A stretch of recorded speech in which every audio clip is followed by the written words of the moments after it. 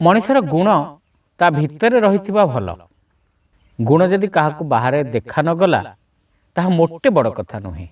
गपटे भीतर बाहर साधारण आखिरे जयपाल असुंदर दिशुए। तार सद्बुद्धि तार सेवापरायणता इत्यादि गुण को समस्ते प्रशंसा करुले, किंतु तार सहपाठी माने ता मुहर बेढंगिया गठन जोगु ता सहित मित्रता करने को मन बड़ाऊ नथिले। कहीं कहीं ताकू विद्रूप भी करुले। अधिकांश बेले जयपाल मुह मारी रोथाए।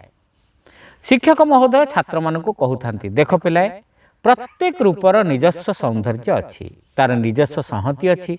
आम मान दृष्टि परिच्छन्न नुहे बोली आम ताकू बुझीपारुने। द्वितीय सौंदर्य बा संहति संपर्क में आमर धारणा बहुत छोट। तेणु तमें माने जयपाल मुह को विद्रूप मन कर ताड़े अनैला बेले जति एतिकी मन रखि पारंत जे ताहा मध्य तम मानक मुह भली विधाता द्वारा सृष्टि, तेबे तम मानकर आखि खोली जाता। तमें माने ताकू भल पाइबा को आरंभ करंत। आउ थरे ताकू भल पाइले बड़े बड़े से तम मानक आखि को सुंदर दिसंता।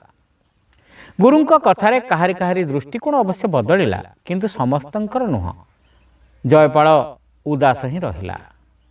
दिने बाजार रास्ता दे जाउथला बेले जयपाल देखिला गोटे दुकान सामने रास्ता कड़े खंडे दर्पण पड़ी। से ताकू उठाई नहीं दुकान को पचारला, इटा भूल कहीं छाड़ दी जाइछि कि? ना ना, मुझे फोपाड़ी देली। सेथिरे किछि दोष अछि। सेथिरे मुहटा अखाड़ुआ आउ अबागिया दिसे, दुकानी कहला। जयपाल सेथिरे निज मुह देखिला। से देखागला नुआ प्रकार। से प्रतिफलन रे ता मुहर बेढंग भाव दूर हो जाई ता गठन सुसंहत और सुंदर दिशुए। से दर्पण गोटी को निज कोठरी को नहीं रखिला एवं ता ऊपर दृष्टि निबद्ध कला। क्रमे ता मन को आसला एई भाव, ता मुहरे जहा नाही दर्पण ताकू देखाई पारंता कि? कदापि नुहे। जो संहति से वर्तमान लक्ष्य करुच्ची ताहा ता मुहरे रहिछि। दर्पण केवल ताकू पुनः विन्यस्त कर देखौछि।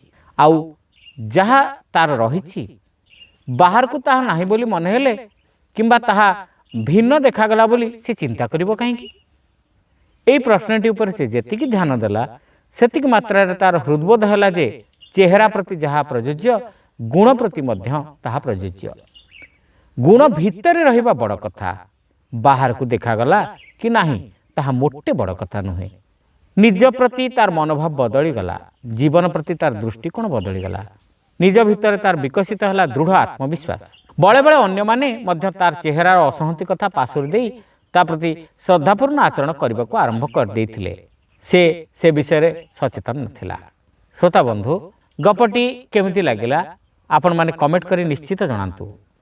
होस्ट रे आपण माने जदि नुआ एहा को सब्सक्राइब करिया को भूलिबे नाही। रहिलु, नमस्कार।